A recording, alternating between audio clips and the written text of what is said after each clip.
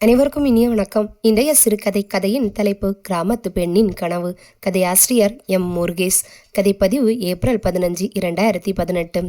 லட்சுமிக்கு திருமணமாகி ஒரு வாரமாகி இருந்தது. ஆனால் அவள் முகத்தில் கல்யாணமான பெண்ணுக்குரிய லட்சணம் தெரியவில்லை. எதையோ பறிகொடுத்தவளைப் போல் காணப்பட்டாள். ஆம், அவள் இழந்தது தன் எதிர்கால வாழ்க்கையை, தன் கனவை. அந்த சோகத்தை தாங்க முடியாமல் அவள் கட்டிலில் உள்ள தலையணையில் முகம் புதைத்து அழுது கொண்டிருந்தாள்.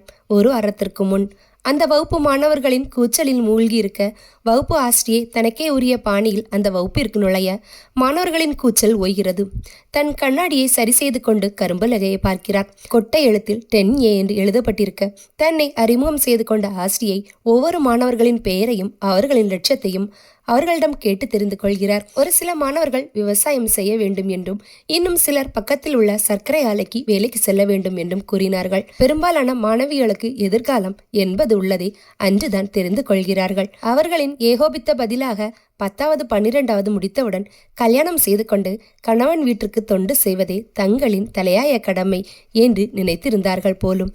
அது அவர்களின் குற்றம் அல்ல, இந்த சமூகத்தில் பெண்களுக்குள்ள நிலைமை என்று ஆசிரியர் நினைத்து கொண்டார்.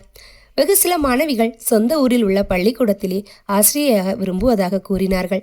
அந்த கூட்டத்தில் லட்சுமி மட்டும் நான் டாக்டராக விரும்புவதாக கூறினாள்.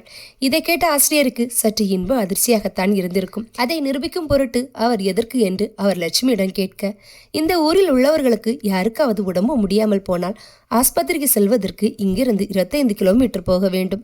அப்படி செல்வதற்குள்ளே சிலர் இறந்து விடுவதும் உண்டு. நான் டாக்டர் ஆனால் இந்த ஊரிலே ஒரு ஆஸ்பத்திரியை கட்டி இங்குள்ள மக்களுக்கு இலவசமாக மருத்துவம் செய்வேன் என்று அவள் சொல்வதை கேட்டு அங்குள்ள மாணவர்கள் கைத்தட்டலில் அவளை நினைக்க தன் கனவு நிறைவேறிவிட்டதை போல் அவள் உணர்கிறாள். அன்று மாலை பள்ளிக்கூடம் முடிந்தும் தன் தோழிகளோடு அரட்டை எடுத்துக்கொண்டு வீட்டுக்கு செல்லும் வழியில் 22 வயது இருக்கும் ஒரு இளைஞன் கையில் பூவோடு வந்து லட்சுமியிடம், என் பெயர் அர்ஜுன், என்ன உனக்கு தெரியாது, ஆனால் உன்னை எனக்கு தெரியும், நான் உன்னை காதலிக்கிறேன் என்று சொல்லி அந்த ரோஜா பூவை அவளிடம் நீட்ட லட்சுமி அதிர்ச்சி கலந்த முகத்தோடு, ஏய் பேசாம போயிரு, ஏன் ஊரில் இருக்கிறவங்க யாராவது பார்த்தா பெரிய பிரச்சனை ஆயிடும் என்று சொல்லி சுற்றும் முற்றும் பார்க்கிறாள். நான் உன்னை தான் காதலிக்கிறேன், உன் ஊரே இல்லை என்று தெனவட்டகா பதில் கூற லட்சுமியின் மாமனான சுந்தரம் வருவதை பார்த்து வேகமாக அங்கிருந்து வீட்டை நோக்கி செல்கிறாள் லட்சுமி. வீட்டு வேலைகளை முடித்துவிட்டு கை கால் முகம் கழுவி படிக்க உட்கார சமயத்தில் சுந்தரம் வீட்டிற்குள் நுழைகிறான். மனதில் ஒருவித அதிர்ச்சி. நேராக பின் வாசலுக்கு சென்று, அக்கா, நம்ம லட்சுமி பண்றது எனக்கு என்னமோ தப்பா படுது. ஒன்றும் புரியாமல் அவள், என்னடா சொல்ற என்று கேட்க, பள்ளிக்கூடம் விட்டு வரும்போது நம்ம லட்சுமி பக்கத்து ஊர் பையன் கூட பேசிக்கிட்டு இருந்தா, என்னை பார்த்ததும் வேகமாக வீட்டுக்கு வந்துட்டான் என்று கூறி அவன் முடிப்பதற்குள் அவள் அம்மா லட்சுமியிடம் வந்து, மாமா சொல்றது உண்மையா லட்சுமி?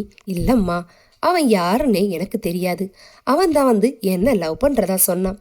உடனே சுந்தரம், அப்ப அவன் யாருன்னே உனக்கு தெரியாது? தெரியாது மாமா, பவ்யமாக குரலில் லட்சுமி. அப்போது எதுக்கு என்ன பார்த்ததும் வீட்டுக்கு வேகமா ஓடின? மீண்டும் சுந்தரம், தேவையில்லாம பிரச்சனை ஆயிடும் பயந்துதான் வேகமாக வீட்டுக்கு வந்தேன்.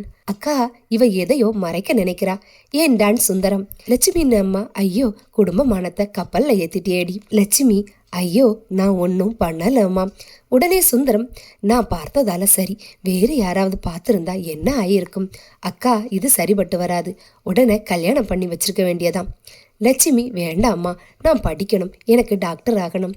அடி கழுத, நீ படிச்சு பட்டம் வாங்கினதெல்லாம் போதும், டேய் நீ மாப்பிளைய பாருடா என்று அவள் தாய் சொல்ல, பக்கத்து ஊர்ல பனியன் கம்பெனியில் வேலை செய்யற ஒரு பையன் இருக்கான். ஒரே ஒரு பையன்தான், கை நிறைய சம்பளம், அவனை பேசி முடிச்சிடவா. உடனே அவங்கள பார்த்து பேசி என்று அவள் தாய் சொல்ல, லட்சுமி, ஐயோ இப்ப கல்யாணம் வேண்டாம்மா, நான் படிக்கணும்மா என்று அவள் கதற அத்தோடு பிளாஷ்பேக் முடிகிறது. தன் தாலிக்கயிற்றை அவள் பார்க்கிறாள்.